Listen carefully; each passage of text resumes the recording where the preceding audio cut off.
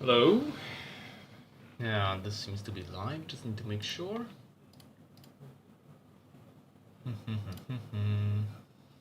Let's see. Right, it seems to be already on. Alright. Give me a moment, I need to prep everything, just to make sure that everything is fine.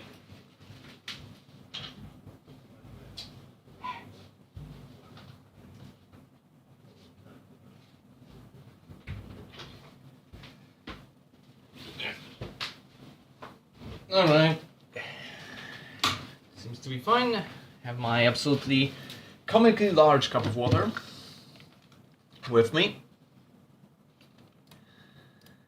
And yeah, everything else seems to be fine. Now I just have to finish up setting up the music playlist because this time I won't be listening from YouTube.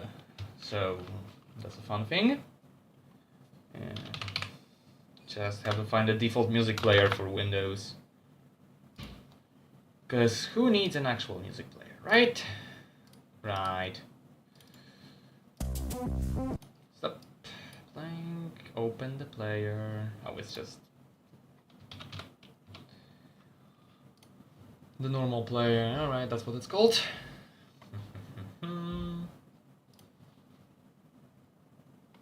Oh, it's already open. Yeah. That makes sense. Alright. Let's create a new playlist.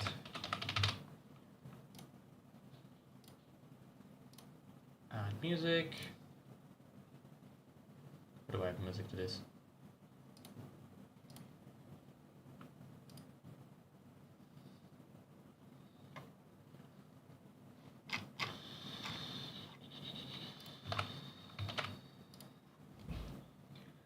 How can I just find music here?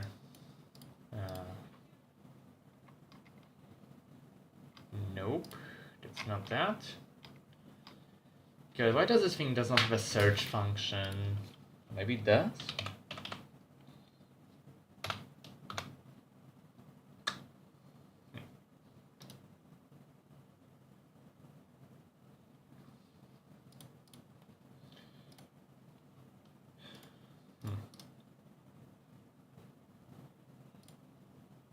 Nope, that's not how to add that. Show me the album? Oh, it just... Alright, it just crashed my media player. That's promising.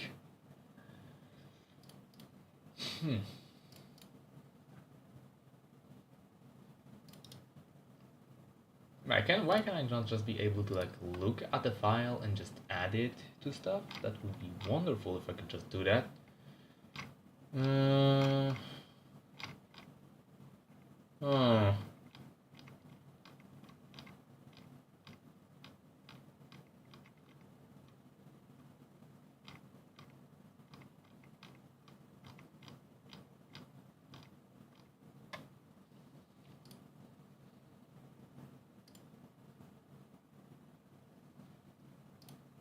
Alright, I can just do this that way. Alright. Stop, go back. Add to playlist. And the last thing, the classic.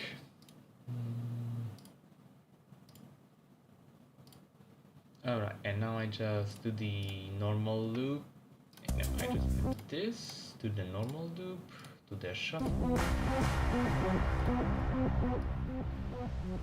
Alright.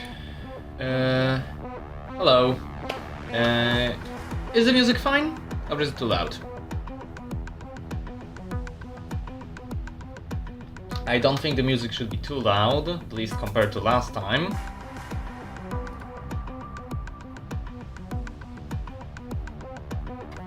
I'll see about that.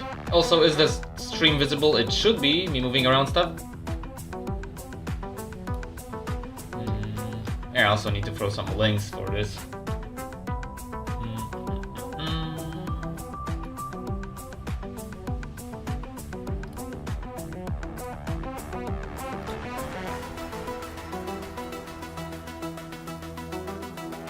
Just gonna post the links to this live stream a couple of times.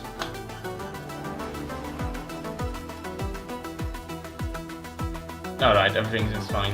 Alright, good, wonderful.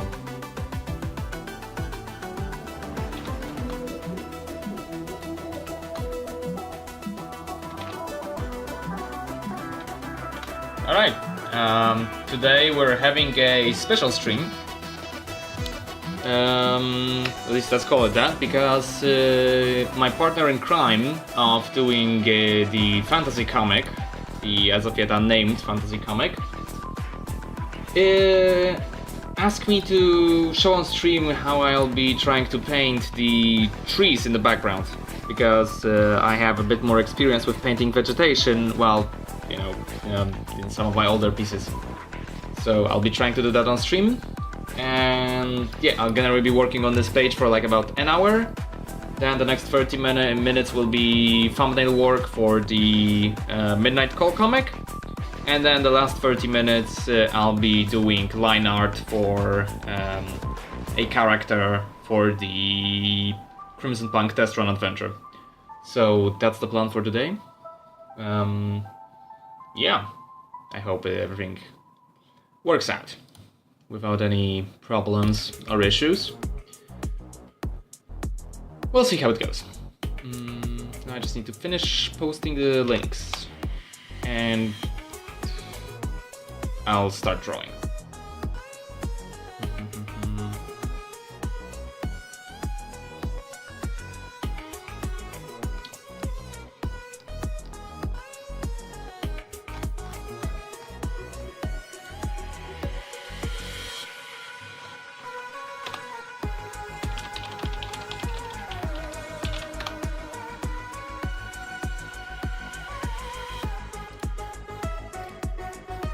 Alright. So, I hope you can hear me through the music and it's not too loud, because last time I remember it was a bit of a problem, at least at some point during the stream. Here's my drawing glove, here's my drawing glove.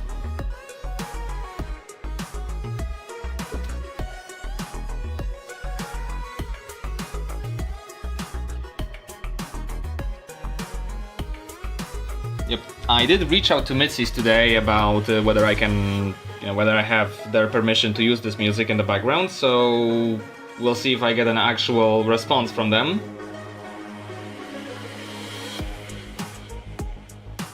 I'll keep using it unless they say no, because it is freely available on YouTube, and I do link it in the description, I think. If not, then I'll add any of the tracks that I didn't add. Because their music is awesome. And I know that they're an actual person that makes these and not an algorithm. Because, geez, finding non-copyrighted music as of recent from the indie side of YouTube is getting increasingly more difficult. Oh, alright. I'm not exactly much on X, so yeah, alright, thanks. Or as I call it, Twatter. As you can see in my manga. It is what it is. Alright, let's see. Page 1. Save this file. So yeah, this in the background is 2 overlaid sketches. This is what the sketch version of this page that Krampus sent me looks like. Pretty nice, definitely like the vibes, but well, it is a sketch. Alright. So, line art. I definitely wanted to use the funkier line art style I used for, what's it called? The contest art piece I made recently. But yeah, it should be fine.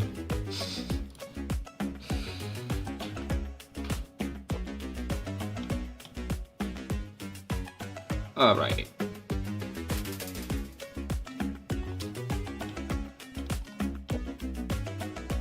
And the page number here, what side was the page number on? What? How did I just do? Huh. That was weird.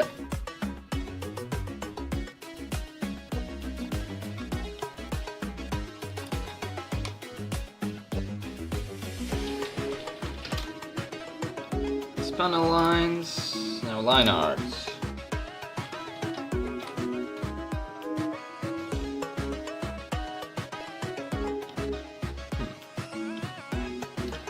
So what should I line with that? I remember they wanted me to, because the Krampus is mostly on with chart with the backgrounds, but they did want me to, what was it, do like a bit of flat coloring and then do some stylized line art for that. Oh. Alright. So I guess coloring layer it is. I am responsible for the coloring in this as well, so yes, I'm the writer, the line art artist, the coloring artist, and the layout / paneling, but that's something we do both. Yeah, because half goes to me, half goes to them of that part of the job. Alright, what colors should those stands be? They're made out of leather, so let's see, what would be some good leather references?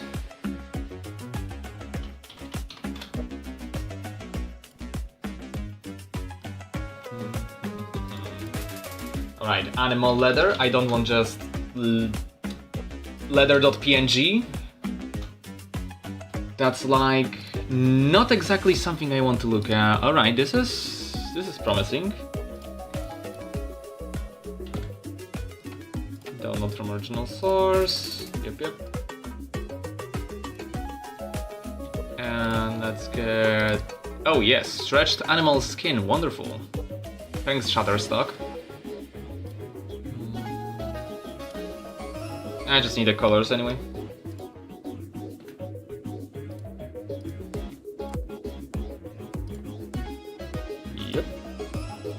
Yep, this seems good enough for the colors. So let's get like basic brown in there, slightly brighter and redder. Because essentially I want to go with the... I should go with the darker colors at first, but... actually, I don't know where the light is coming from. It's coming from above because that's where the sun shines.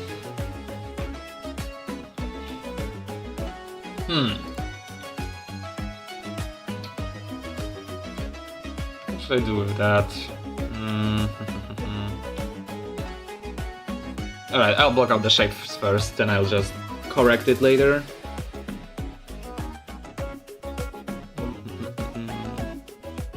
Oh, I also have the tree to sketch in the foreground.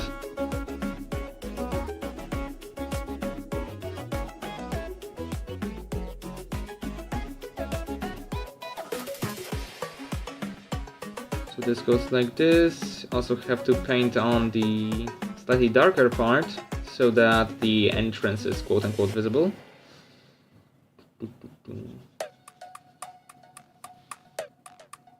Slightly darker part.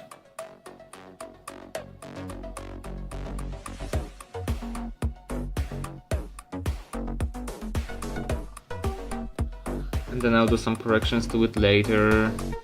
Hello, Leo TJ.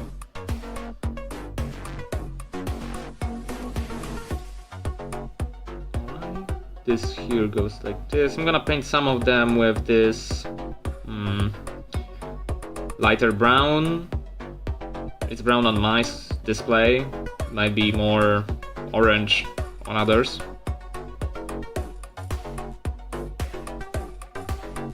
It's pretty light for brown. To move this layer over this later on. For now it can stay underneath.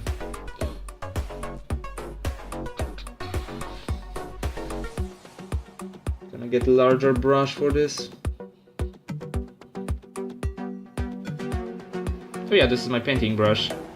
Completely forgot about its existence for a moment.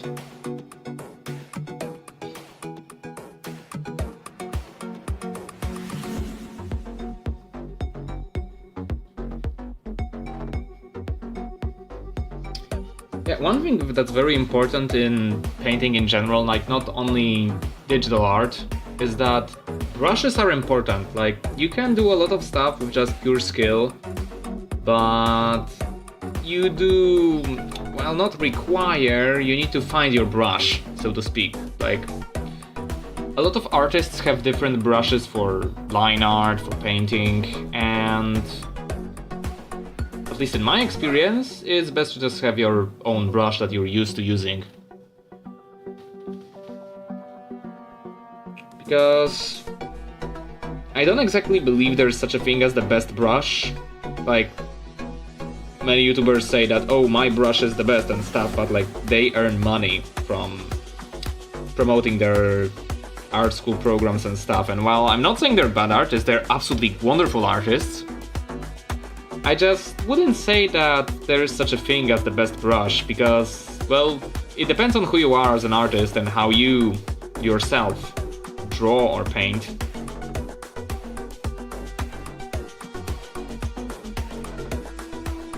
I haven't even found my own, like, personal best brush yet. I just use this one because I like it, I like the texture. And it's really useful for coloring different kinds of pieces. Oh, there's this little raven in the foreground. Oh. That's a cool detail.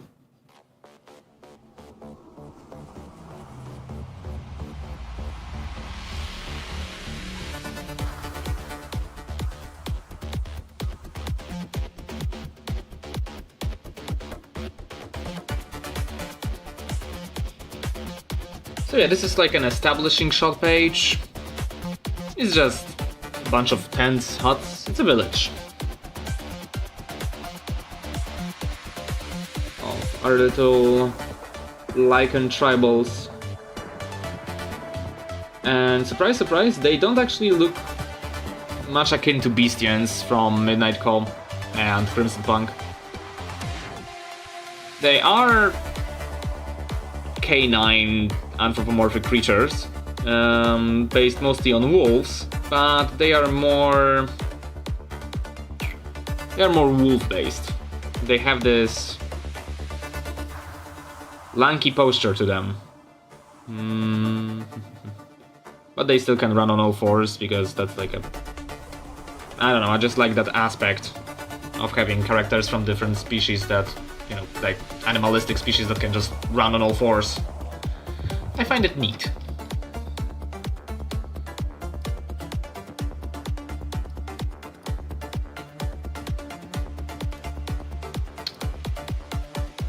No, I don't want to send that.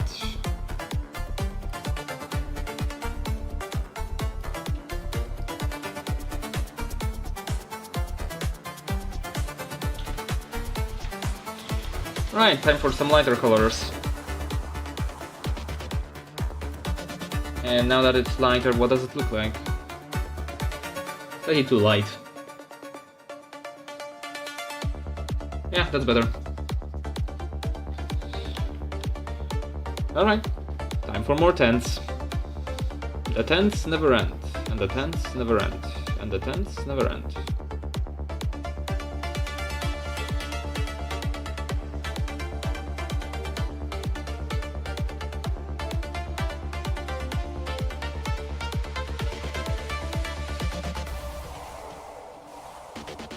Originally I had this plan of devoting this first hour to painting a planet, because I have to paint planets for my still work in progress website for Crimson Punk.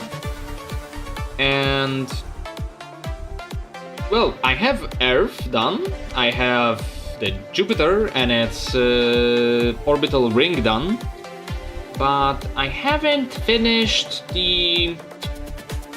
I haven't finished Mars yet, I haven't finished the Moon, and I believe there's one more, maybe Saturn? I don't remember which one of the planets is on the website as having a lore entry.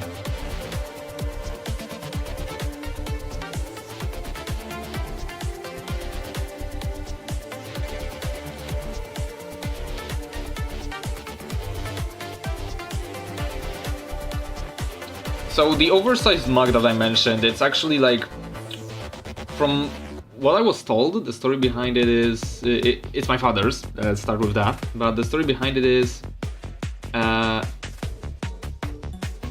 it was a, what's it called, a flower pot. and you can actually really feel that if you try to drink from it. Like, it has never been used as a flower pot in our house, but it is indeed a flower pot. Like, you can tell from the design, it's really not made for drinking from it. But it has the capacity of 2 liters, which is just about how much I drink during a live stream. So yeah, I decided I'm gonna take it since I found it in the shelf. Oh, and also has the printing on it, coffee black as my soul. Oh, good thing I don't drink coffee.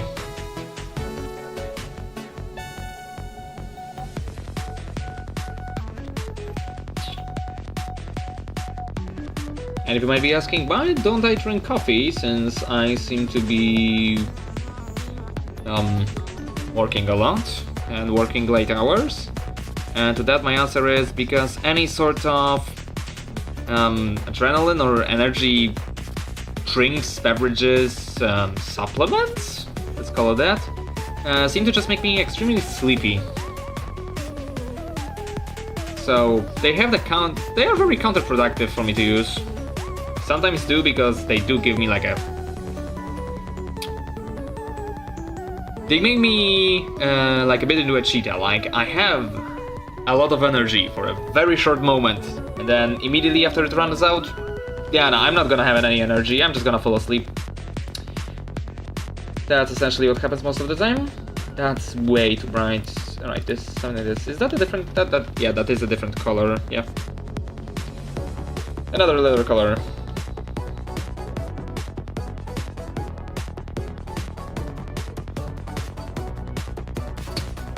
So yeah, in the original sketch for this page, the lichen tents were not designed yet, so I just drew like circles, but the handmade sketch I had for this page had like the Native American teepees. And we looked at that with Krampus and are like, yeah, no, that doesn't make sense, we need to make something that actually fits the culture. So we made this like weird hybrid of teepees and the Mongolian, I'm not sure what they are called in English, yurts, I think.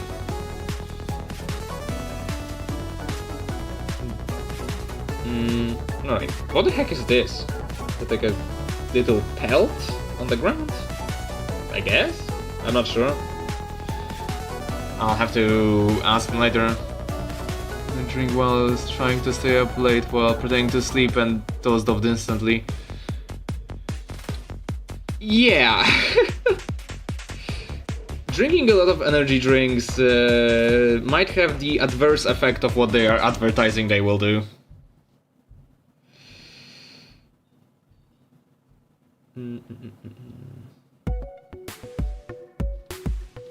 Yeah, that's vaguely in the shape of a leather carpet. Right. Tree branches. What sort of trees should this forest have?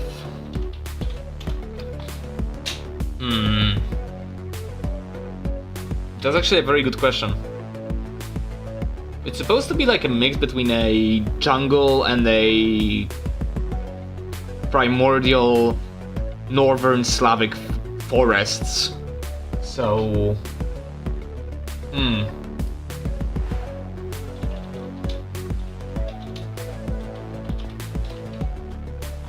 Let's see if I find anything if I type that into Google. An old growth forest. Thanks, Wikipedia. Do you have any cool pictures for me that I could use? Not really. Oh, that's a cool... Alright, that's cool. I'm gonna use that one.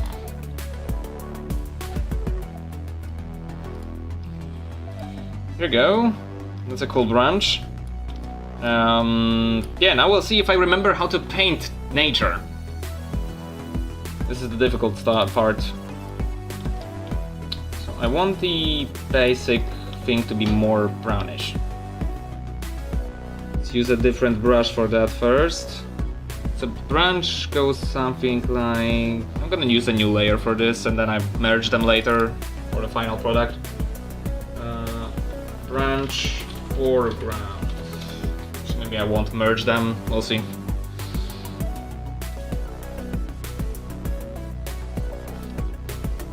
Does this one have rotation? This one has rotation, alright, that's better. So let's mark out the shape of the branch.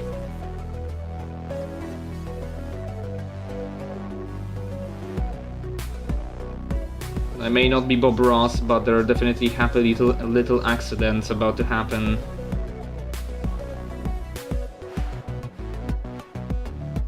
And I'm talking about the Calvin style of happy little accidents where I accidentally murder 2 officers.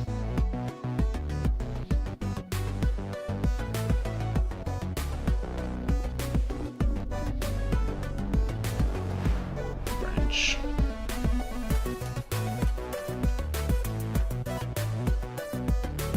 Yeah, that's how branches work, more or less. Let's call it that. Alright. So now, the leaves. The leaves are just a vague shape, a concept, a figment of reality. They are not real. Do not let anyone tell you that leaves exist, because they are just rough shapes that you mark out with your brush and then try to pretend like they are real. For legal reasons, this is a joke.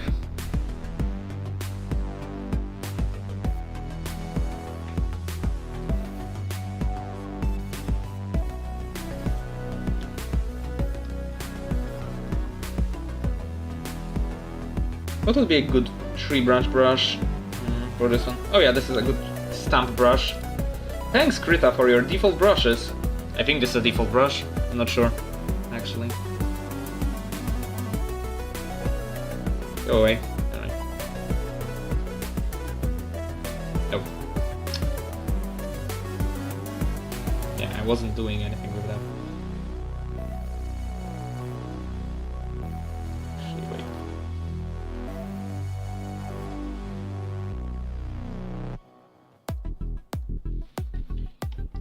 Yeah, let's say that. And then let's go back to the foreground branch thing.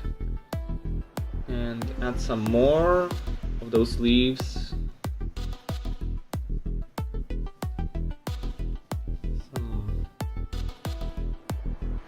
Some lighter ones in a moment.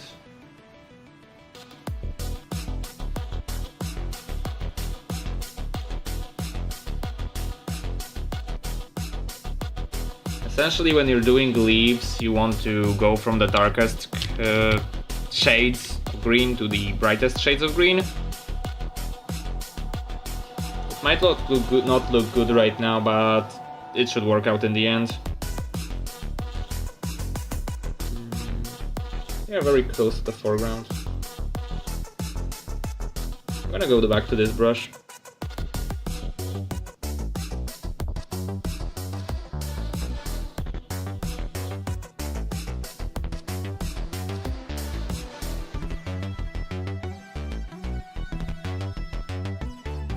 Nope.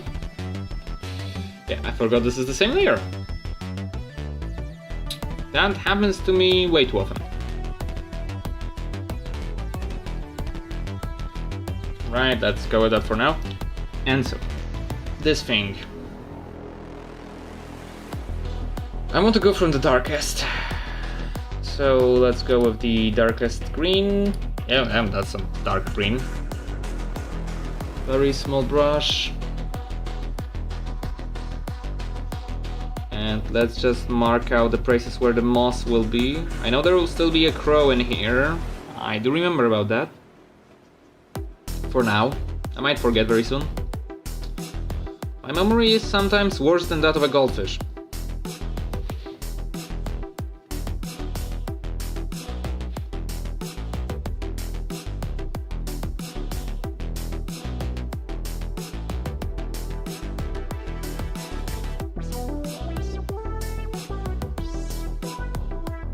Oh, that's Void Dragon. I mean the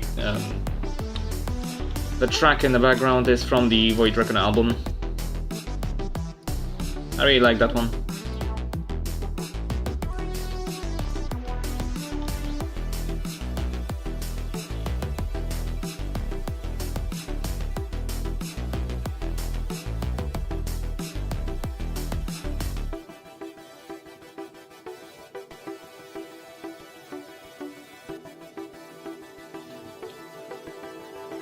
I'll need to do something with those blockouts there. Those are way too clean.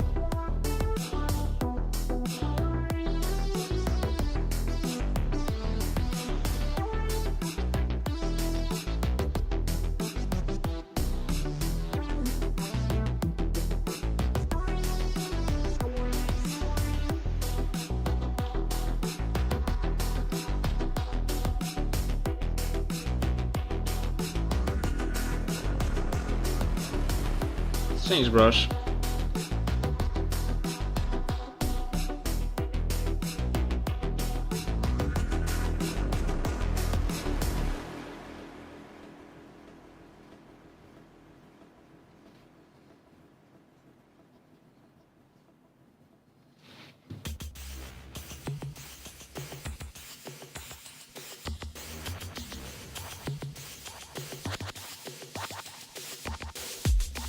Right, what I think is missing right now is that we need to add some more detail to the branch itself.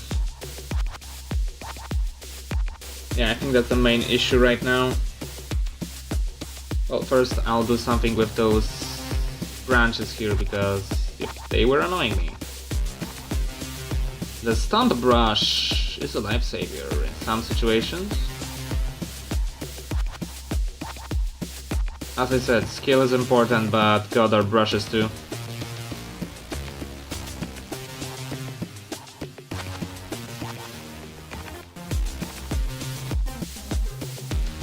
Very useful for covering up mistakes. Right, back to the branch. I have this already, so I'm gonna just go a little bit darker. Go back to the little line brush I used. Actually, I'm gonna go back to this. And just do some lines.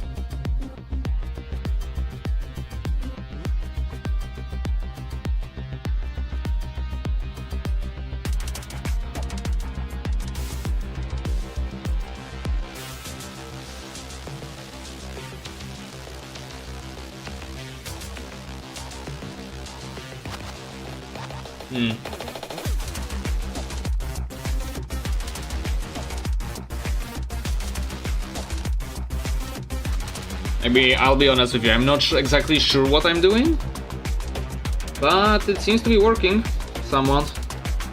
It's kind of the thing with painting, like, you either get the natural hang of it, or you just don't do it. Like, there are techniques to painting, and some people tried teaching me like how to paint, like what are the different techniques for that and stuff, but I just can't seem to get them. Like, I do go by what's it called, winging it a lot when drawing. So essentially, you just gotta take it till you make it, I guess. Just trust in the process. If you work for long enough on a single thing, especially with painting, it will eventually work. Somewhat. Like, this is only like a single page, so shouldn't be spending too much time on it, but at the same time I do want it to look okay. And I hear my dog scratching at the door.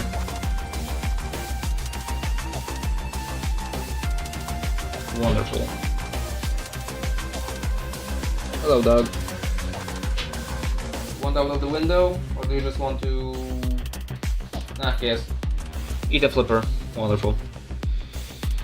Well, it is already a destroyed flipper, so he can eat it. Eating a flipper is a very dog thing.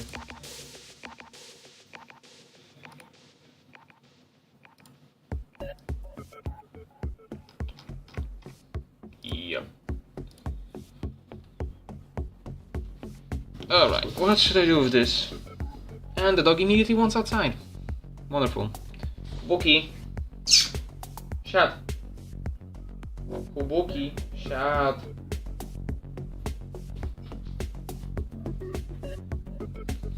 Alright, yep. That's good enough. You can play with me. Let's see. So, the bird. Let's add the bird. So they don't have to think about those branches anymore. Yeah, Krampus will fix them. Of course. That's not a good mindset, that's not a good attitude, but I'm not any better, I won't get any better at painting branches while I'm still here. You just gotta move on. So, a crow. An animal. Crows ain't that easy to paint. Crow. Let's see, like some reference images of crows. That's a cool crow reference image.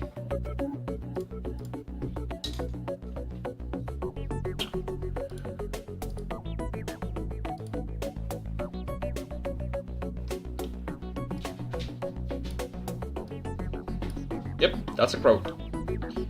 Alright, let's take the deepest, darkest color, which is essentially just black. Wonderful. Alright, slightly less deep.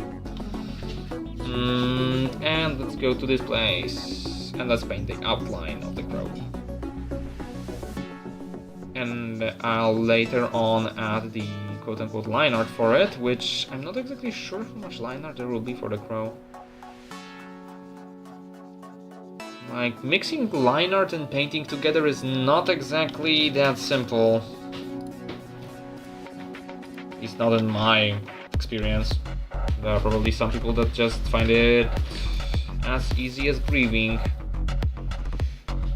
But that also goes by person to person. Like, not exactly everyone finds breathing easy. Imagine breathing in manual. Like, you are now breathing in manual. Be cursed. But yeah, yeah, feathers. Feathers are a thing for crows. They like them. They have them.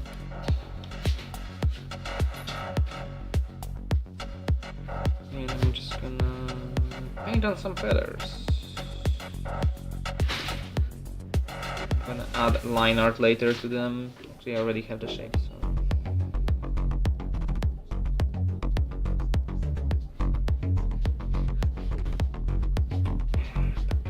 Yes, dog, please stop biting my hand.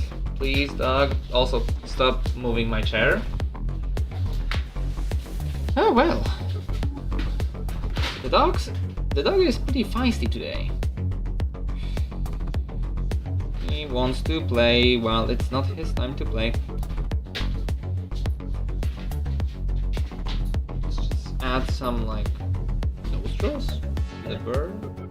No, that's not where they would be if this is the darker side of the creature.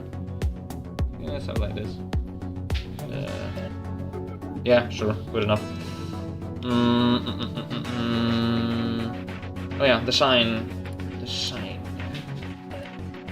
Because those feathers do be shiny. Very shiny, in fact.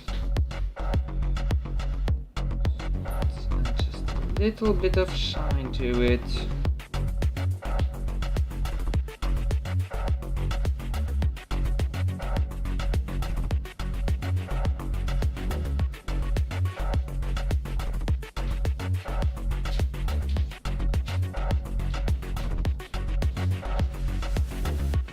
And the dog wants outside again. Give me a moment, real quick.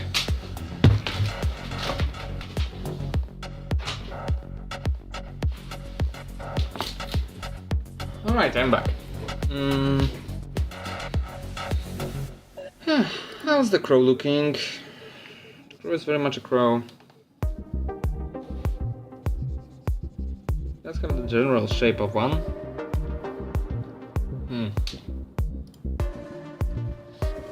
What am I gonna do with it now? I said I'm going to add some... What could I add to you, crow?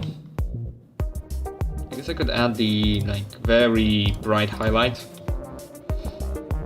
that you have all over your little feathery coat.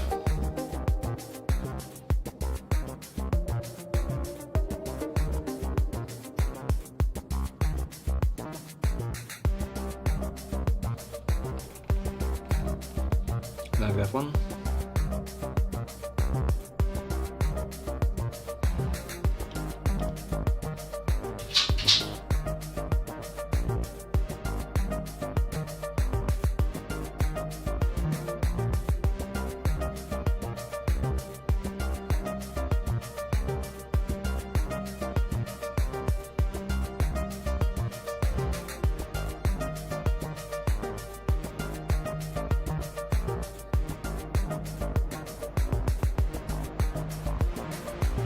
As I said, painting is, at least as a beginner, painting is all about just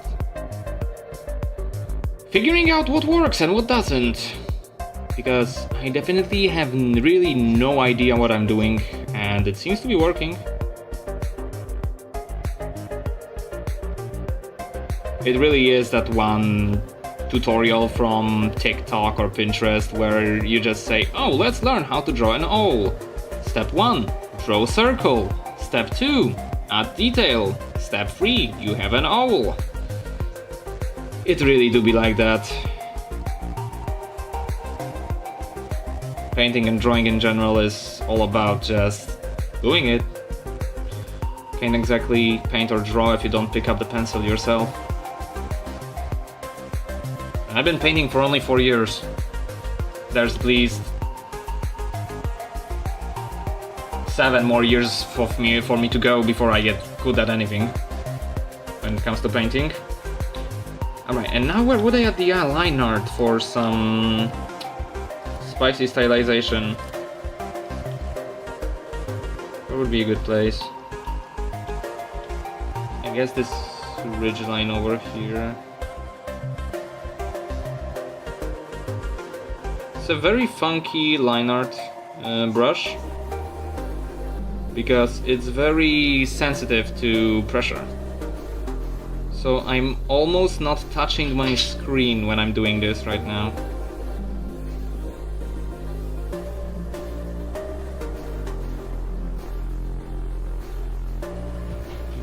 Just a little bit of plumage marking to here. Outline borders of the thing. Open the window for you, dog. Maybe you calm down.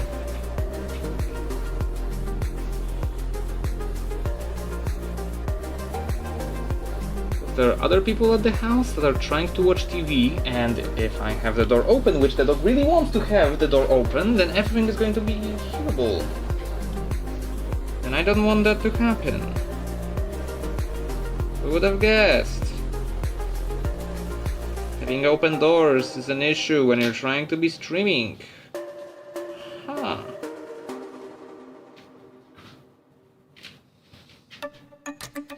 I really do need the Cersei from Epic the Musical right now, just with her. Huh.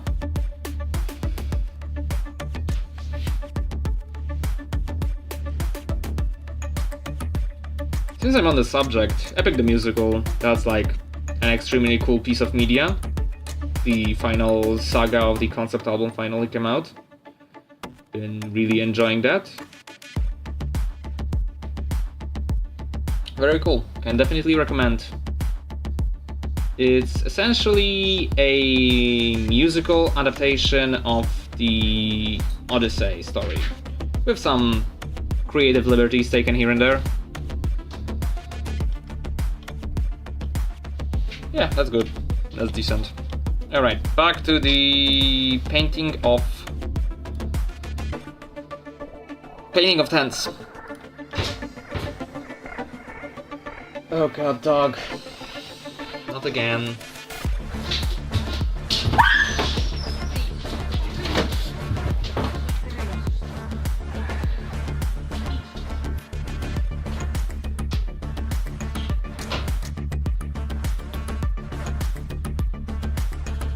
Little technical difficulties. Oh well.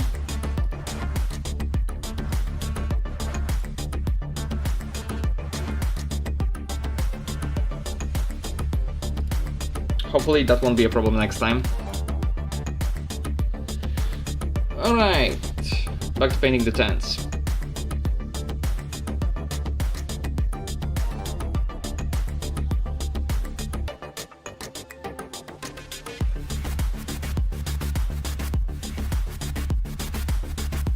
This is a large tent, this like draws attention, so I should actually draw it like, paint it with different colors of leather, unlike the smaller ones. Not exactly sure what that last, like that squarish tent is. Like, I intended it to be like a sort of living space slash shaman's hut at first, but I'm not sure now what it is. Like, it could be a lot of different things.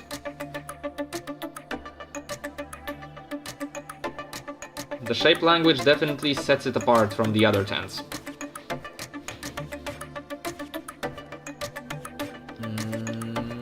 And that's something. Oh, it's like a person skinning an animal. I'm gonna leave that for Krampus to paint. Yeah, painting people is beyond me. I've seen examples of them painting people, and it's way better than anything I can conjure up. So I'm gonna leave that to them. My strong suit, if I can call it that, is line art.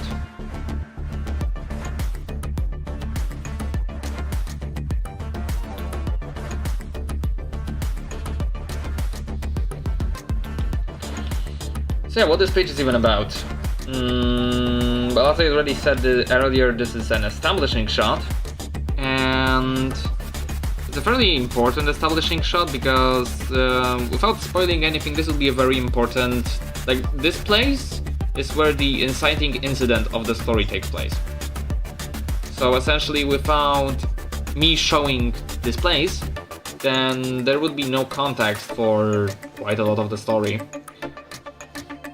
Also, it's kind of like a movie style opening with silent scenes that just show action. So that's a thing. Hopefully it will look good in the end. Just need to get some wood to finish out those little tents. Yeah. Krampus will, what it's called. Oh, I'm using the wrong layer! Again! Wonderful! I love it when that happens. Actually, I'm just gonna keep using it, why not? As I said, I'm gonna merge it later anyways.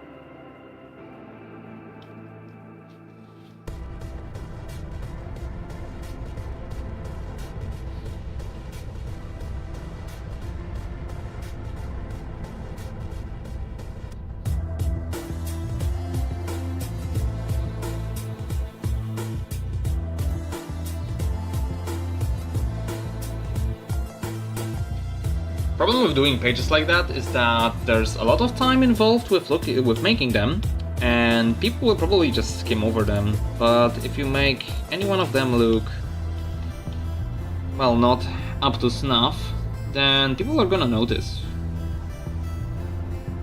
And that's like the biggest problem with comics in general, at least from my experience. Like, you can make a lot of pages look really good, and no one will notice, no one will comment. And if you make one mistake, then, you know, you're up for grabs, so to speak. There is no redemption. But that kinda goes for all internet content, really. The internet just kinda is like that. Make one mistake and no one will forgive you. Even if the mistake or the accusation is false. We don't like that about the internet, but oh well, it is the world we live in.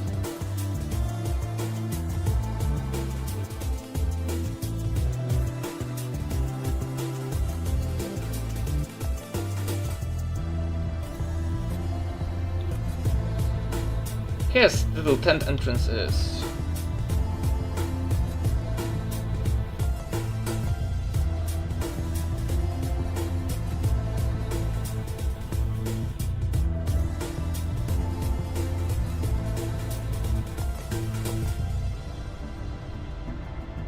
Krampus can pretty it up if he wants to.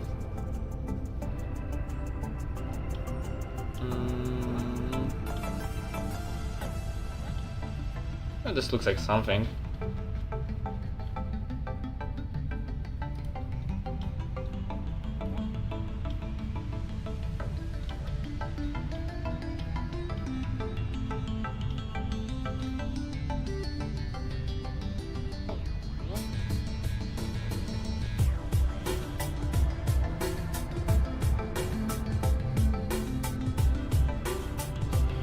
But yeah, what I meant to show with the tree stuff was that essentially to paint trees you just have to stack values in a believable way, and well, the smaller the tree the easier it is to do, because the thing you're doing is easier to fake. Because essentially with a lot of stuff in painting and with art, you don't actually want to draw all of the detail, kinda like with horror. You don't want to actually show the monster unless you're very confident in your monster design, your creature design. Because, well, the monster you can create will almost never be as good as what someone can make up in their mind. So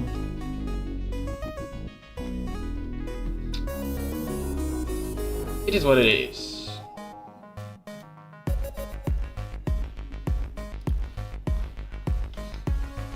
You just gotta give it up for the human mind to make it worse.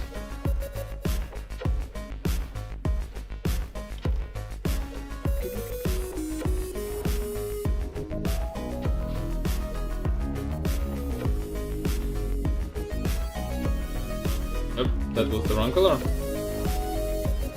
Apparently not. I'm just blind.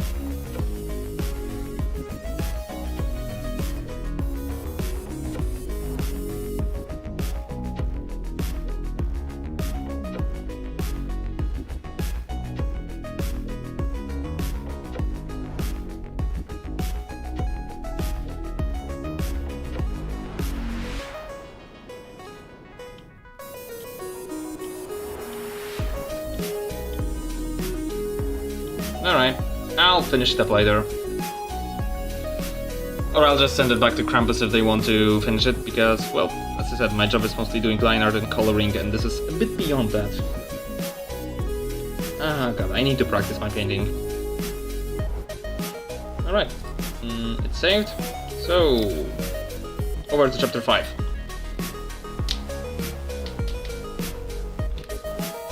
So, I have not touched this since the last stream, because I didn't have the time. And I was doing other stuff, like the characters for the test run one-shot. I was working on those. And a bit on the poster and some other cursed weapons. Alright. Let's see what the thumbnails have in store for us today. What the script says. We ended on Calvin and Eve leaving the park and Eve getting a new phone Calvin pays for. That is implied. Google Docs. Come over here, Google. Show me my script.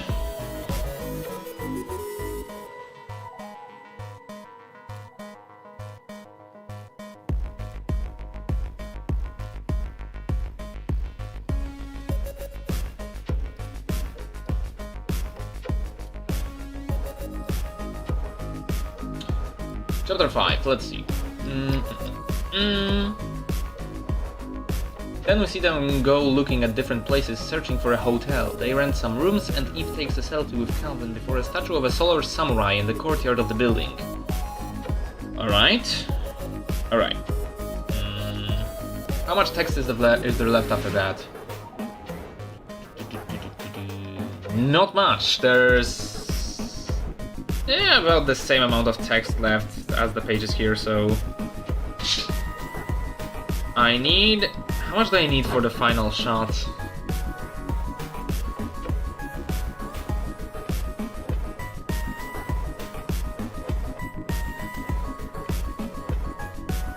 Alright, actually, we're going to go from the back. Because I need to know how many pages I have for the parts in between the stuff that is actually planned out, what needs to go on what pages. So there's a single panel on this page. And it's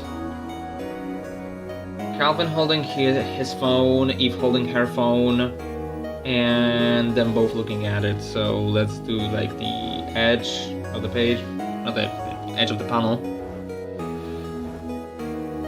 And there's like Eve is ambidextrous, Calvin is right-handed.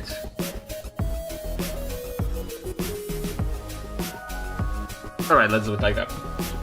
The page will be split, kinda like 50-50 more or less, horizontally. Alright. And then there is the phone, which is being held by a hand. So it needs to be like this.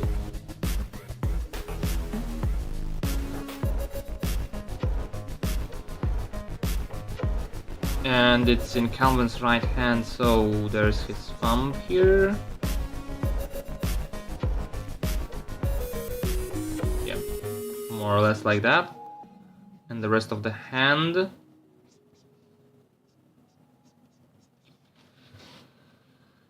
How large is my hand when I'm holding the phone?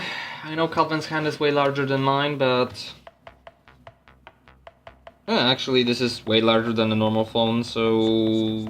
yeah, this is good enough. There's just some fur. Yeah. And then on the other side there's Eve's hand, which is way smaller than Calvin's.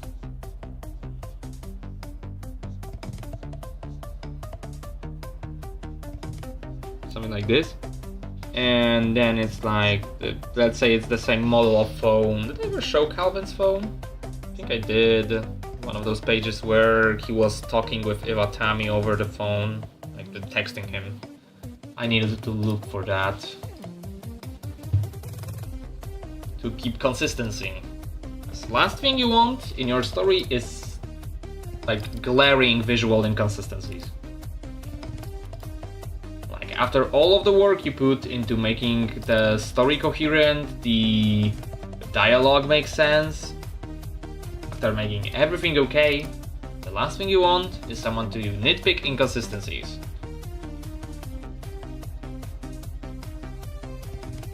Alright, here's the alt pages with Calvin. Oh, we never see the mark of the make of his phone. Wonderful. So I can just make something up. All we know is that his phone has like the soundbars to the side. And that seems to be all. It's on that one old page, page 13.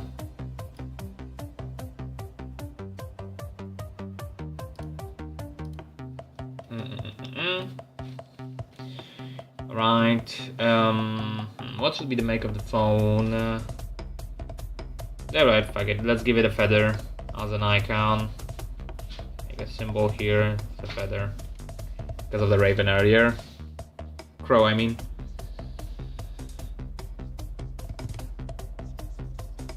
And then there's this thing here. Yeah, let's say that Eve's phone will be a different color. So I'll just add this light thing here.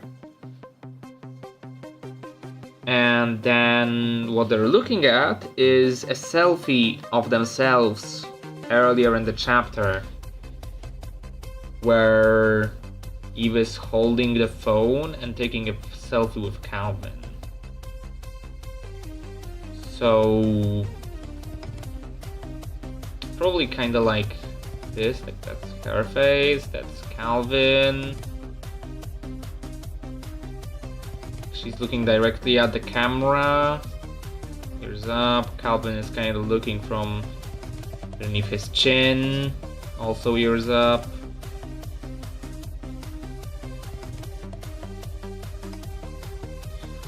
Like, you can see I'm not I have more practice in doing characters than doing backgrounds. I need to get more practice in. Just like didn't have the motivation recently. And just like this, and she's kind of like leaning on him, I guess. Say that. So let's get the head a bit lower. Right?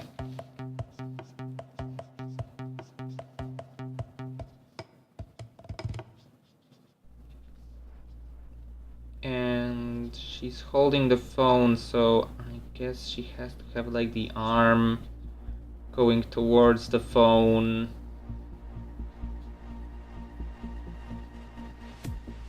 And the other hand here is just like kind of wrapping around him. So that was taken like from above slightly, so probably the feet of the statue will be visible in the background. Not sure yet, but I'll sketch them in just in case.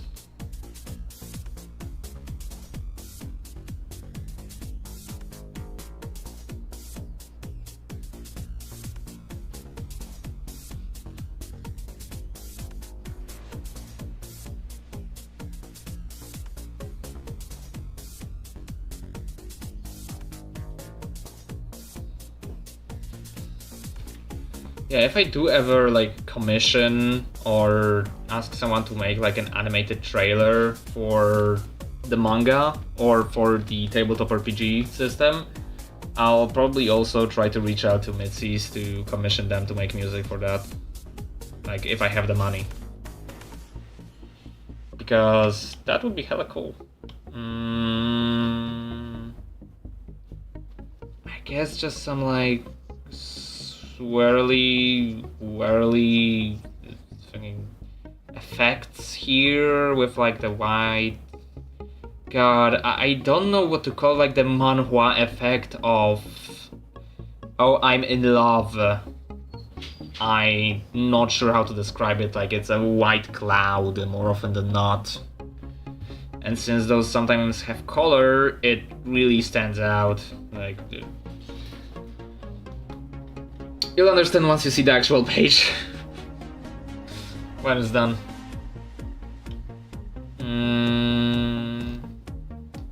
Is there any text on this? No, wonderful.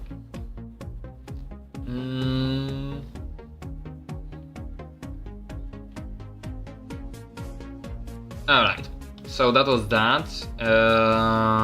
That's another page with, I'm just going to, for now, sketch like a bed, because there's a page with them both sitting at their beds in their separate rooms.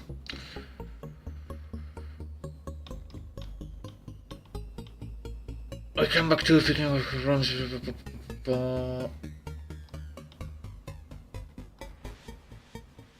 That's 2 pages.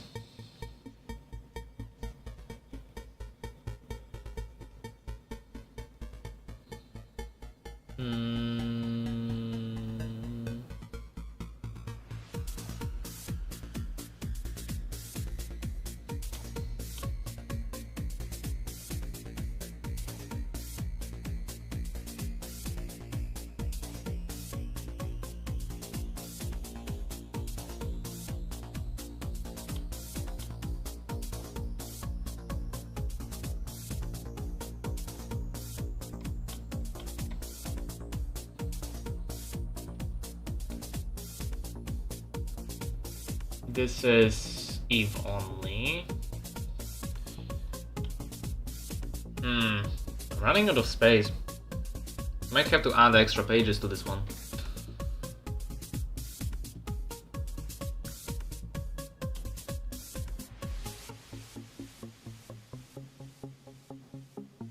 And this is...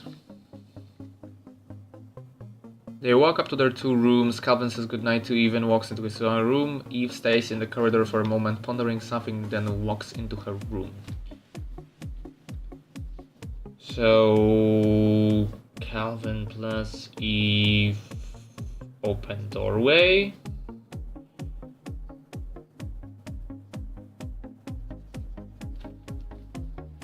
And entering. Alright, so this is how many pages I need for the final scene of this chapter. So that means I need to fit 4 large dialogue boxes. Yeah, I need at least 2 more pages. Because I need to get the silent page of them looking around for a motel and then finding it and then being at the statue. And then there are at least 2 pages of dialogue. So... time to move everything.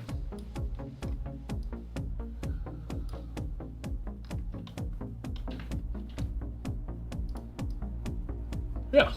Gonna move this here. Alright.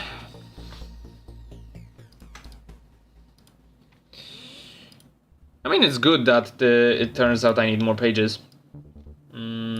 Because that's going to work well with how the last few chapters have had less than 20 pages. I don't exactly write page by page scripts, I just write what I want in a chapter. And I can sometimes over or underestimate how much a thing takes space.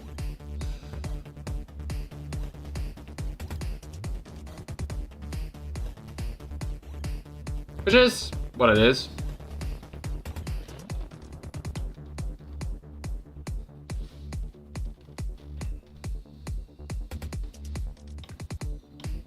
Right, 4 pages. That should be enough for me. That's it from my absolutely ginormous water cup.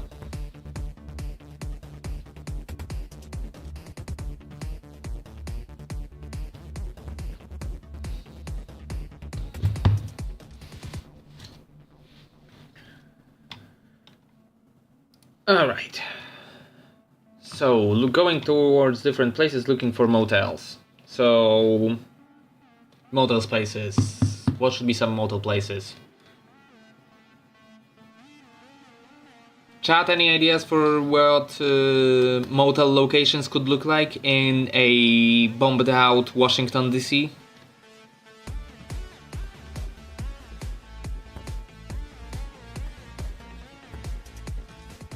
I'll lay out the panels in the meantime.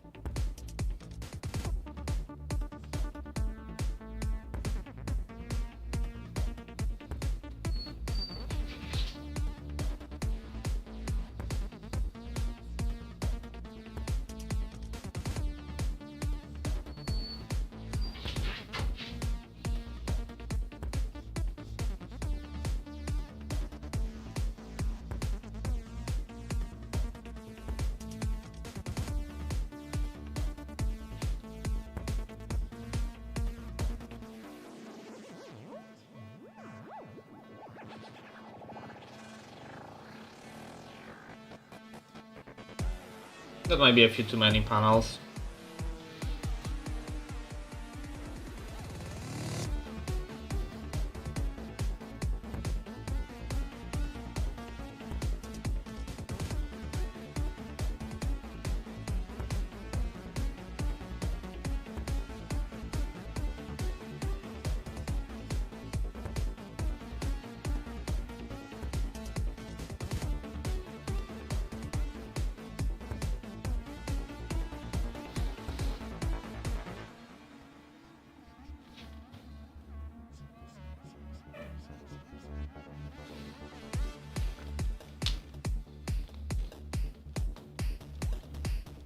Ow, my wrist.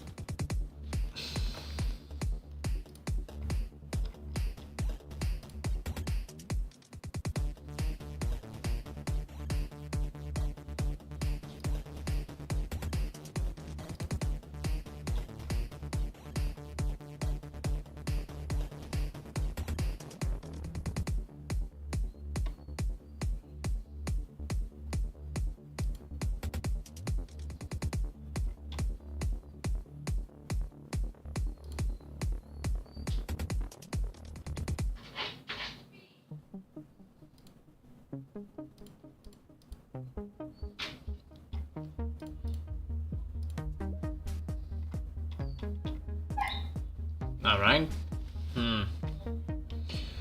Let's see, what would be some good ideas? There is a river in Washington, so I guess boat. Boat sounds like an idea.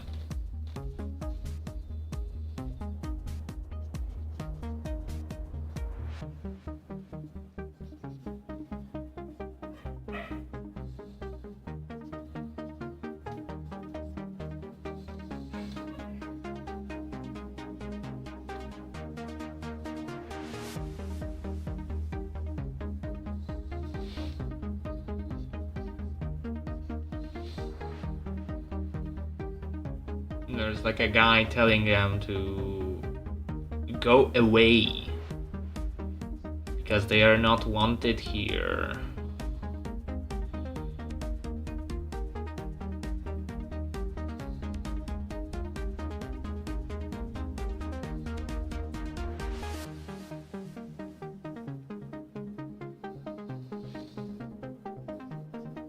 There's like a bombed out building in the background. Yeah, sure. And then I'm just gonna put a motel sign on the boat so that it's obvious that it's like a motel.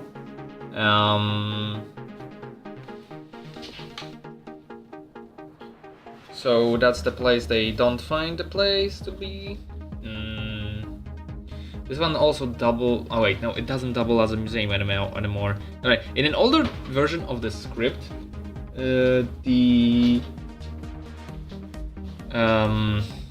motel was also doubling as a museum, and that prompted the conversation about the what's a solar samurai.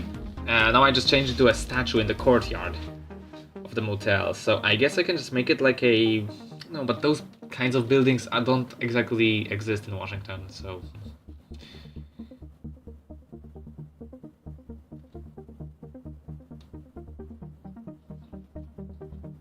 Fuck it. I'm gonna do it anyways. So let's give it like a large building. Like indication that there's like a courtyard. Let's give it some pillars in front.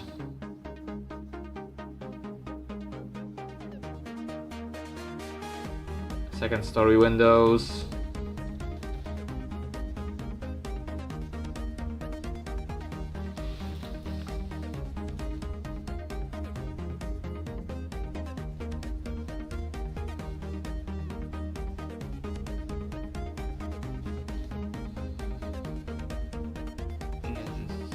Entrance here, the words motel will be somewhere here, and then it's our two protagonists walking in.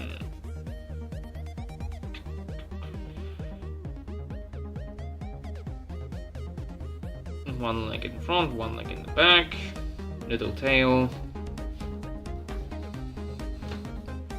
and the second character walking right by them. I'll fix it in post. Either when I'll be actually doing the page. This is just thumbnails. And then let's just get this like counter and two keys. So key number 1.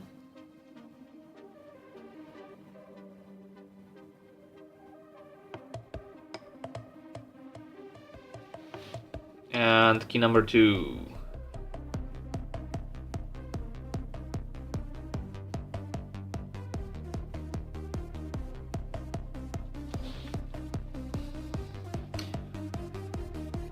So I wrote some short stories a while back, and they were funky. Like, I'm not a good prose writer. Like, I've spent quite a lot of time practicing how to write comic book scripts, which are essentially a weird version of movie scripts. But I did attempt at getting better at writing stories in general, like books. And to do that, I decided to start writing some short stories in the fantasy setting of my friend and kind of sort of neighbor. Like, he doesn't live too far from me. And well, the first story, I did finish it. It's kind of weird, kind of stupid. Like, it's about this guy that he found out that somewhere in his lineage, someone was like a dragonborn kind of creature, like the Dungeons and Dragons dragonborn kinda. And because of that, he started like growing scales and stuff. Which is, I shamelessly stole that from Beastars arc. I'm not spoiling it. Of course, definitely, that's 100% what happened. Not like I wrote that before I read Beastars. Well, actually, no, that was... Alright, my defense just crumpled, that was after I read Beastars.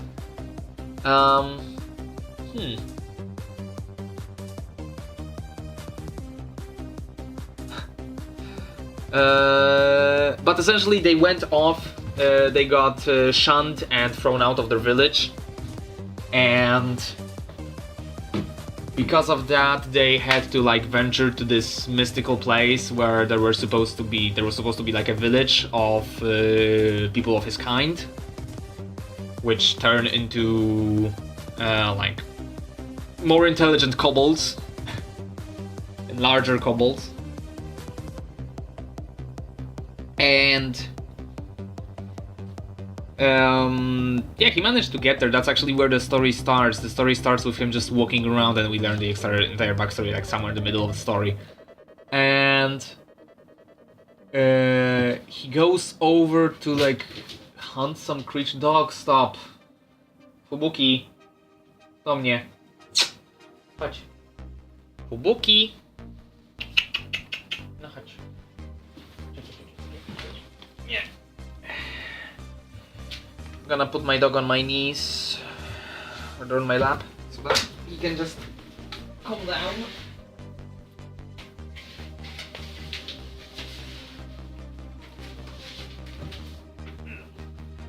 Because so I've been holding my little doggy in.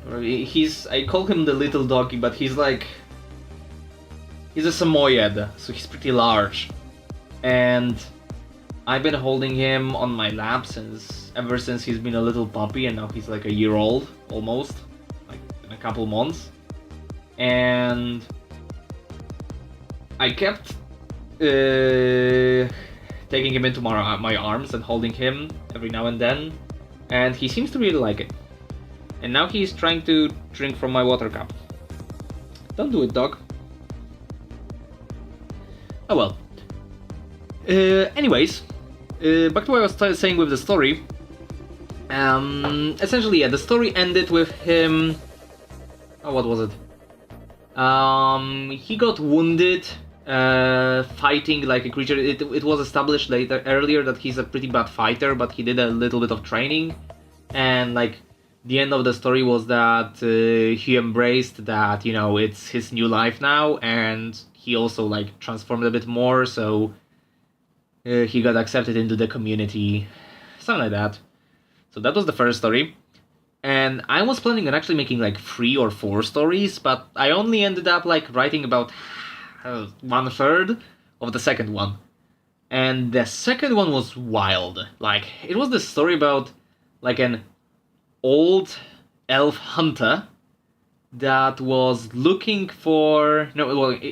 he was just hunting animals, and he was disgraced in his community because he was getting old. Now, the lore in that setting was that elves were essentially, back in the day, were immortal and stuff if they followed their faith. But the thing is, they kind of stopped following their faith, at least a part of those elves, and it's like this big thing that most people don't believe. Like, oh, you stopped following the faith, like, I mean, you can't get old, like, it's, we don't get old, so the fact he was getting old, that was, like, problematic. So, yeah, he was essentially shunned by the community, like he was an outcast. And he had this vendetta, this personal vendetta of his, that he wanted to kill, like, this noble that murdered his wife like 60 years ago, and he never did anything, like, he never made any moves on that because he felt like he's too weak. But when the story picks up, we see him on a hunt, and he encounters this, like, velociraptor creature, like an actual... It's slightly enlarged, like it's more of a Dacoraptor, but still, you have this, like, feathered beast, and he stumbles into it, fights it for a moment, and realizes that it was running away from something, and that's when, like, a massive Carnotaur runs in and joins in the fight. And essentially during the fight, like, a sort of bond forms between the two, so he comes back later and finds out that the raptor has been, like, gravely wounded during that fight, and he helps heal it. So essentially, after a bit of, like, moving back and forth and learning about the backstory of the character, the raptor kind of becomes his pet slash comrade, and then the plan was for him to, like, attend this expensive banquet or something like that, that the person that killed his wife was organizing. And the plan was for him to essentially it was that you had two characters that had nothing left to, like, sort of lose, because the raptor was also old, and I think it was a female, and she lost, like, the entire clutch of eggs that she laid. So that was, like, the reason why she was pretty aggressive.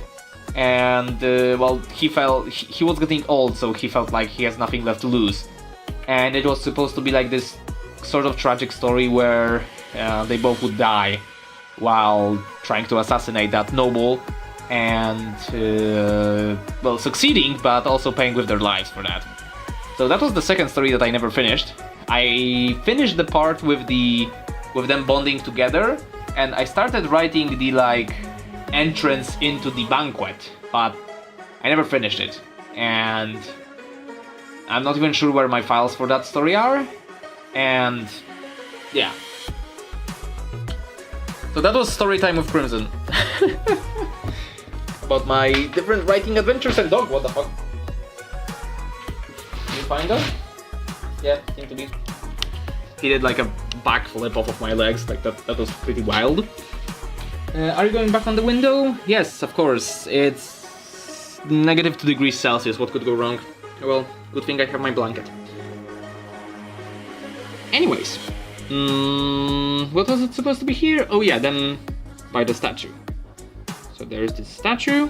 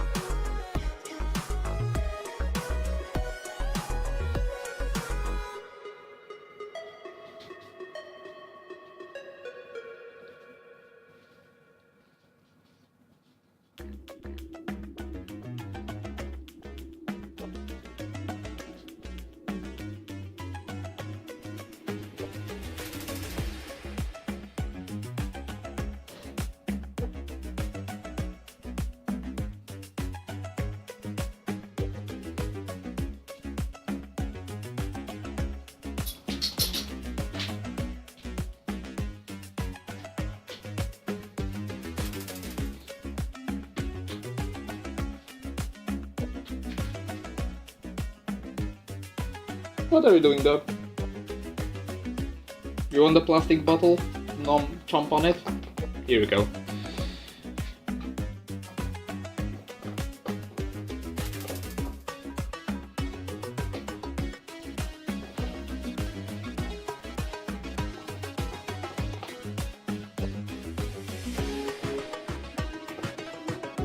There's like this statue of like a noble warrior here. Noble samurai. Solar samurai to be precise.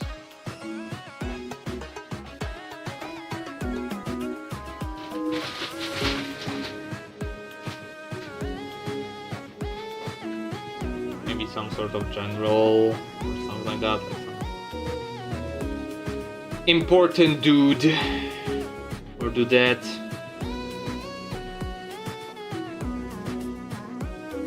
There are the rooftops of the buildings, the building around them, so that we know it's the same building they are essentially in. They're in the courtyard of it.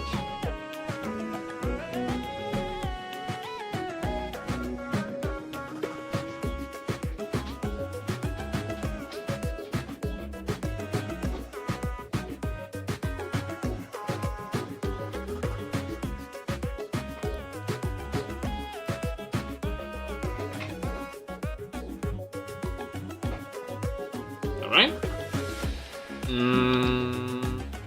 What's happening on page 14? So I have this, I have Eve showing Calvin the statue. What's next?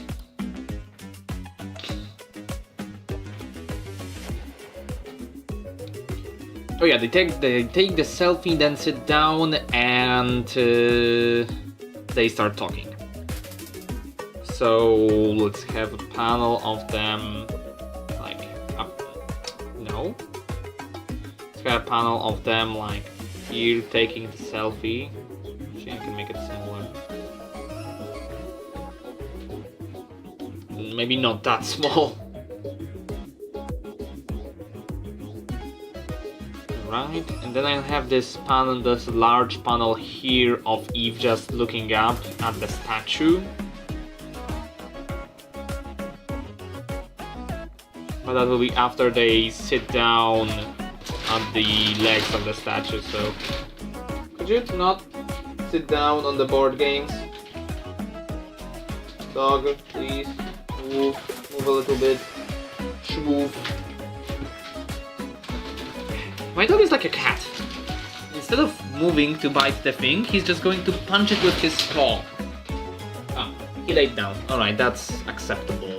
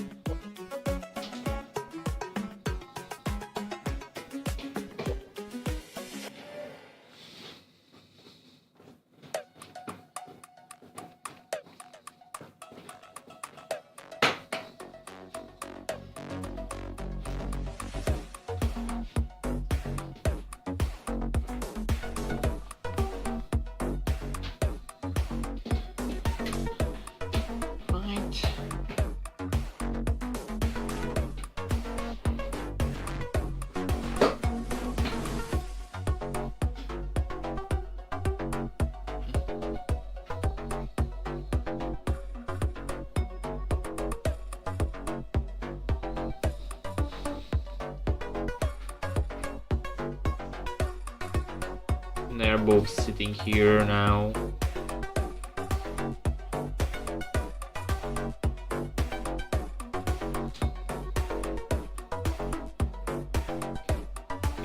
Calvin is always in his contemplation pose.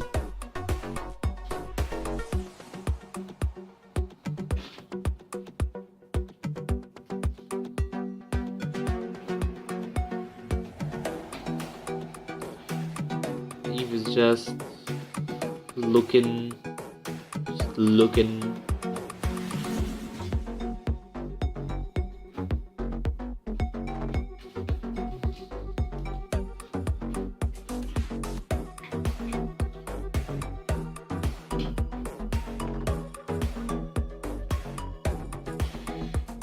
Yep. And there's the back of the statue thingy.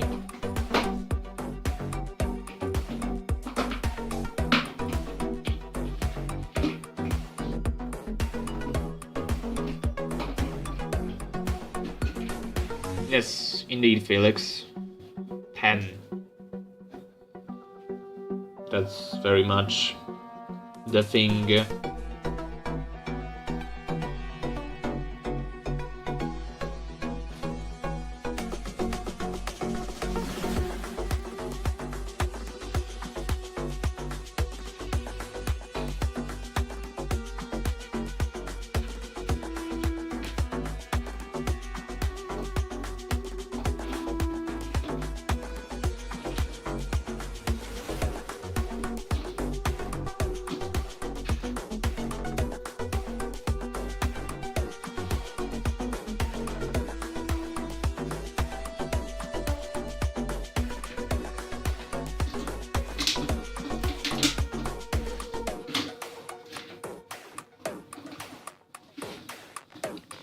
I could do it like that, or I could do it in perspective. We'll see if I have the energy to do it in perspective once I'll be reaching that page.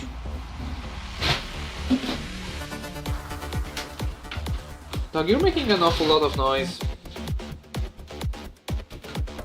I don't know if it's like at all audible that my dog is just biting stuff in the background and making a lot of noise, or if the microphone just kind of mutes it out.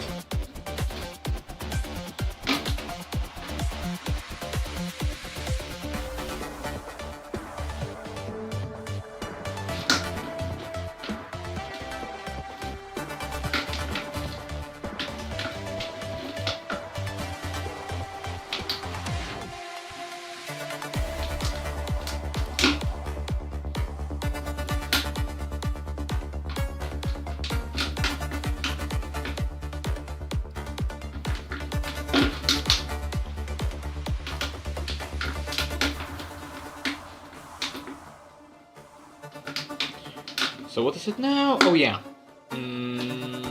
Eve turns to Calvin and asks him, or tells him that the statue up close looks kinda scary.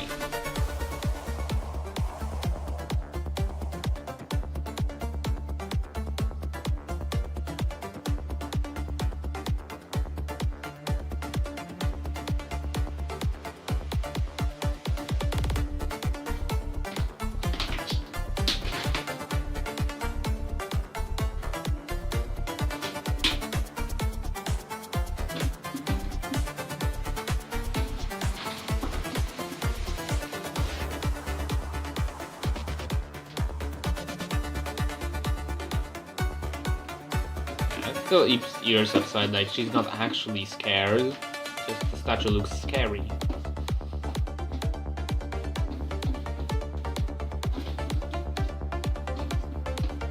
Calvin is still looking wherever he was looking earlier, but now that Eve got his attention, he'll be turning his gaze towards her.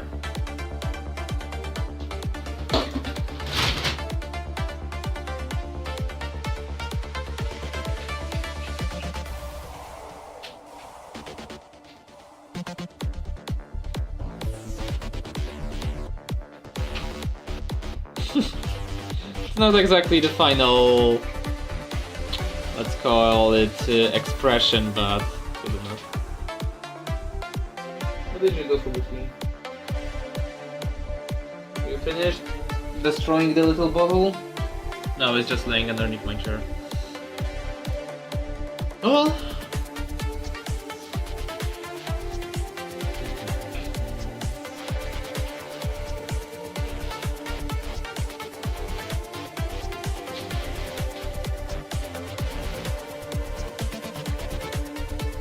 In the little speech bubble.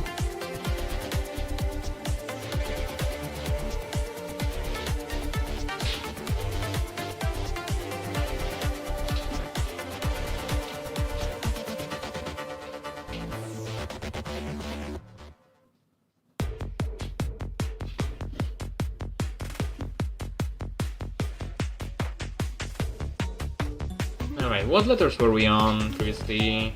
AI. AJ now. Oh yeah, my pen was smaller last time. Good moment to realize that. An hour and 40 minutes into a stream. Wonderful. AJ.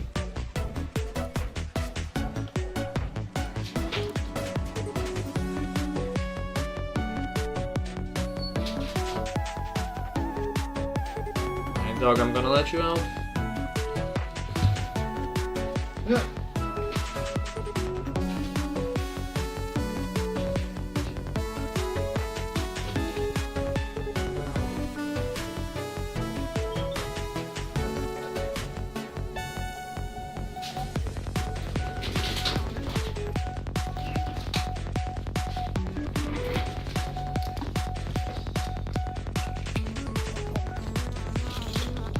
Oh yeah.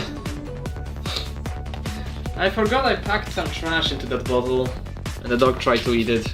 Oh well. He failed at it, so that's all good.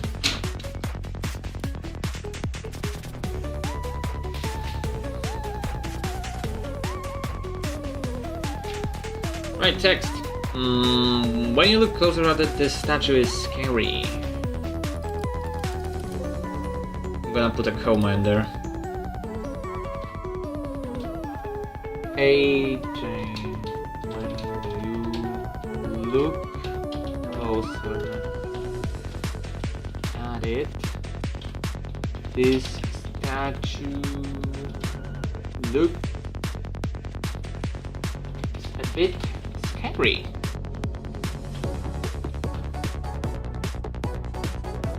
Alright, that should be good enough.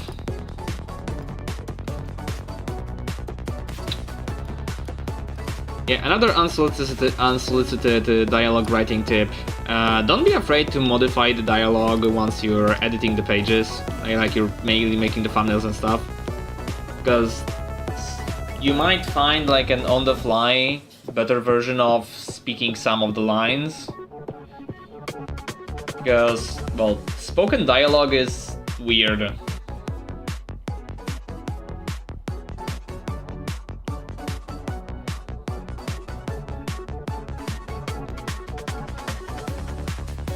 If you wanted the dialogue to be natural, you have to make it flow when you're trying to speak it. So saying out loud things that you write can have the effect of you realizing that it's not actually that good to read or listen to. So yeah, doing corrections on the fly is not that bad of an option or idea. Alright, page 15. So it's Calvin responding to her, and it's Calvin telling her his tragic backstory. So there's the "you think so," which is probably one panel in of itself. I guess seeing someone equipped like this would scare you, he says, passing a glance at Eve as she looks away, for Calvin to say more. While my father was a solar samurai, he probably still is. While he was stationed off-world, Mom got sick and I never saw my father since I was taken by an orphanage. Oh, there are dots there. I don't know how to read it. Well, my father was a solar samurai, he probably still is. While he was stationed off-world, Mom got sick and I never saw my father since I was taken by an orphanage. And don't really wait for people to come back before the system takes you. He says somberly, looking off into the entrance of the building. Yeah, that's like a page, and then there's the rest. Like that's an entire page of him monologuing.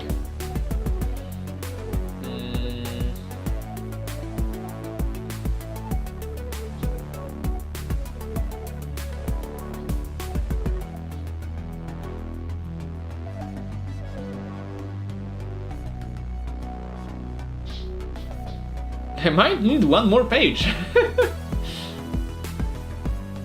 Well, I'll decide that later, because now we're moving to the third part of the stream, because there's 15 minutes left. and I still want to work a bit on that character. Adventure Pigeons. It's loading. Alright. Ignore this. Alright. So where did I left off? Alright, here. Trying to draw the shotgun. The godforsaken shotgun. And it's without the bayonet in this one, because the bayonet will be holstered on his hip. Rather, sheathed. You sheath a bayonet, not holster it.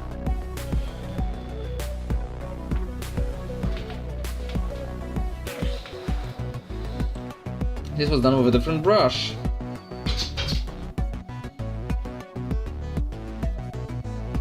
Alright.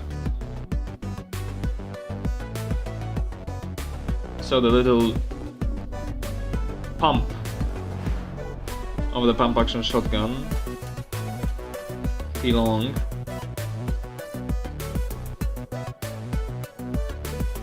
The Remington something. I don't remember what the name of this gun was. It definitely is a gun. One of my earlier designs. It's very obvious what it is.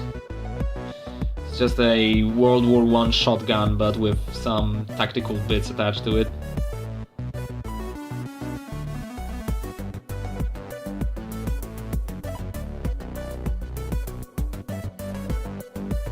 But that's the style of the weaponry in this setting. You just take old stuff and modernize it. And that does give it quite a unique vibe, to say.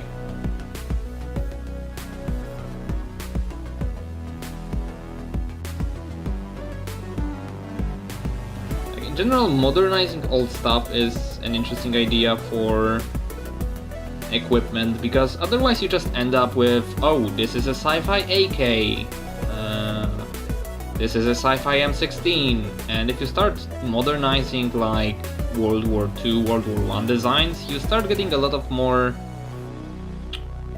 well, maybe not say, let's not call it functional, but more interesting designs. And if you're ever going to be creating stuff, I do implore you to use like obscure designs as your reference, not just the stuff that's very common, because it's just going to make your art unique. Because everyone draws an AK when they're drawing a mercenary, at least as far as I have seen. So maybe let's throw in a bit of creativity back into this work.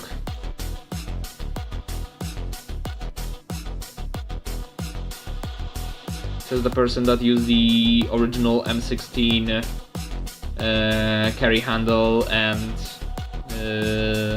sight on the shotgun that he's currently drawing.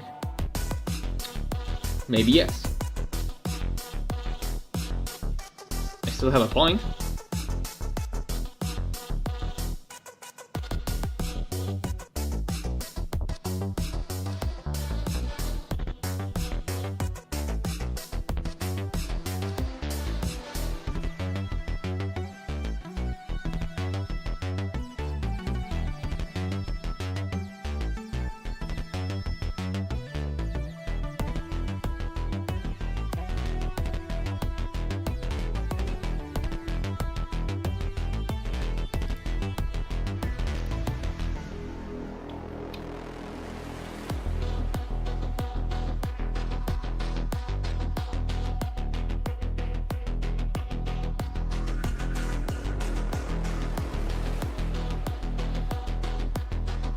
What can I say now?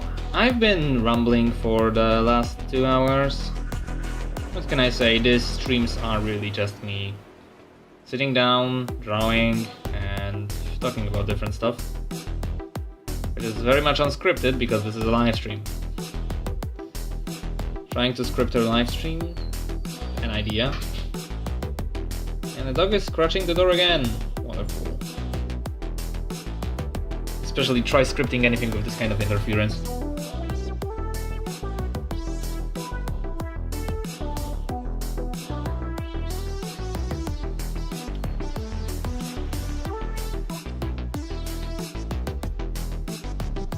Do shotguns have rifling? I need to check.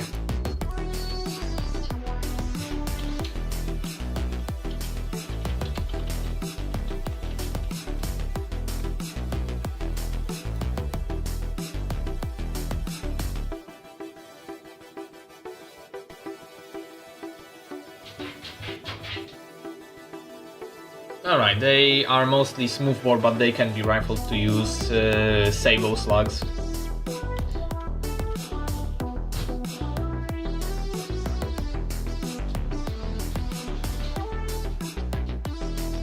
Will you stop moving around, dog? You're like constantly walking from the window to the doorway, and you want it open at all times. Little terrorist. And he's walking to the door again. Literally took him less than a minute. Oh, nope, he decided to go to the window. He heard me get angry again.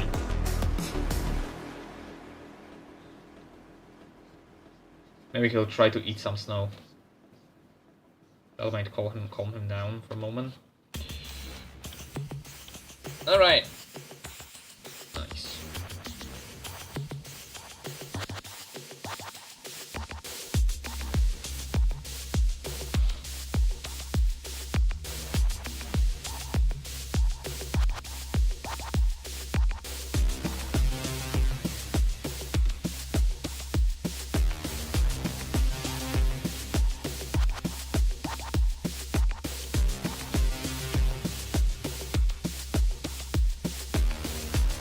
Oh yeah, this thing was like connected here, sort of. God, this is such a weird place to put the connection point for the barrel, but I don't care. This is where he has it connected, will be where it is connected.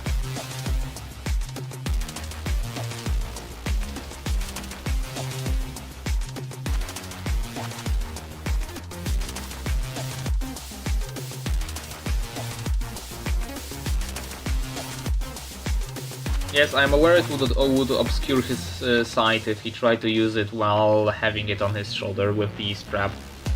I don't care, quite frankly. At least for now. I'll probably care about it later, when I'll be redoing that part. Ow.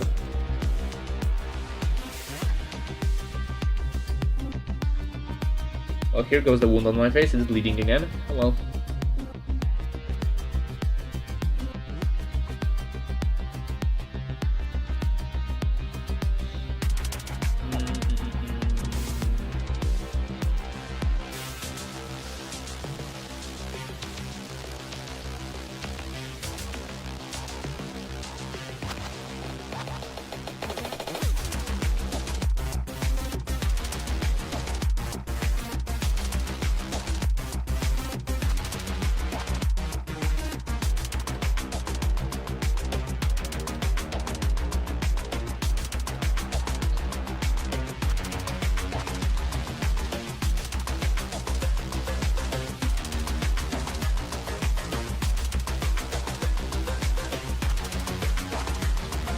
So this guy, this is Axel Watanabe. He's a veteran of the S3, which is the Space SWAT squad that he's in. And the squad's name is M7, also known as Phoenix. Because no matter the mission, they always seem to survive. And, well, as I said, he's a veteran, so that's why he lost an arm and a leg, because, you know, those are some dangerous missions that they go on to. And, yeah, he's an old prison planet warden. Like, he was actually born on the prison planet, and he was raised by a family of wardens. So when he got the opportunity to be assigned to S3, he immediately jumped onto it, so that he could see a bit of the world, and he got moved to Mars, which is the second part of the name M7, where it comes from. Because M on that stands for Mars, and 7 stands for Squad 7.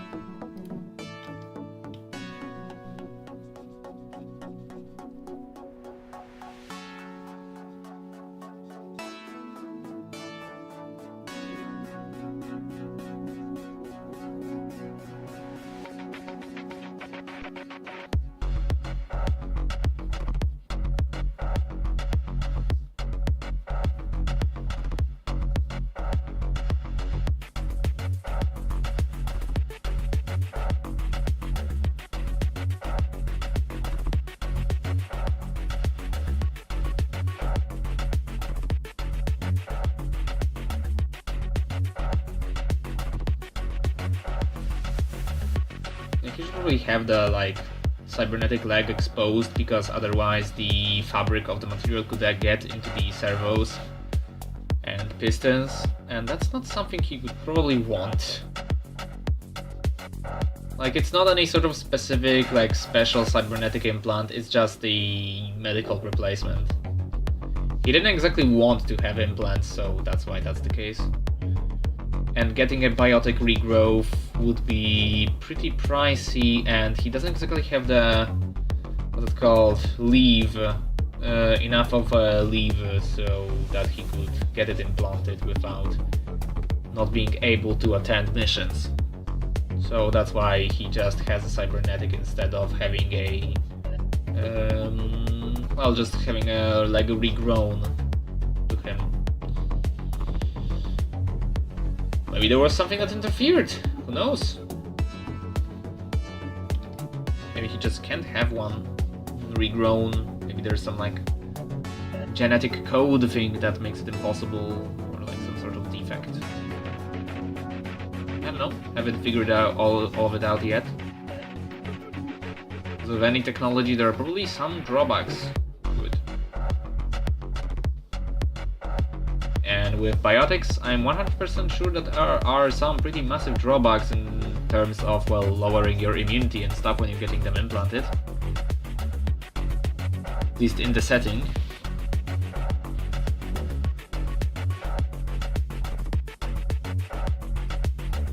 Getting a cybernetic is the quicker and faster option.